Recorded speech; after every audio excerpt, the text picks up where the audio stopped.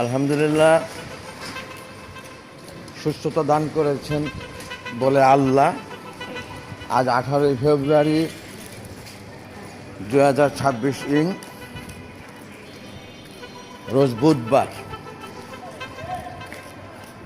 2026 সালের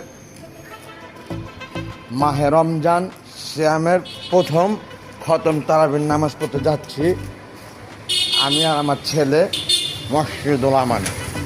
ঠিক আছে না আব্বা? আজকে প্রথম খতম তারাবি, আজকে 18 ফেব্রুয়ারি দিবাগত রাত। আজকে সেহারি খেয়ে কালকে 19 ফেব্রুয়ারি প্রথম রোজা। ঠিক আছে না? যাই হোক, আমরা বাপ ছেলে যাচ্ছি তারাবি সালাতের উদ্দেশ্যে মসজিদুল আমানে খতম তারাবি সালাত আদায় করব। আমরা 60 মাস যেন এভাবে খতম তারাবি সালাত আদায় করে রোজা রেখে 5 ওয়াক্ত নামাজ পড়ে খতম তারাবি সালাত আদায় করতে পারি। সেই দোয়ার প্রত্যাশা প্রত্যেকের কাছে। বন্ধুগণ, ভিডিওটা দীর্ঘায়িত করছি না, রেখে দিচ্ছি।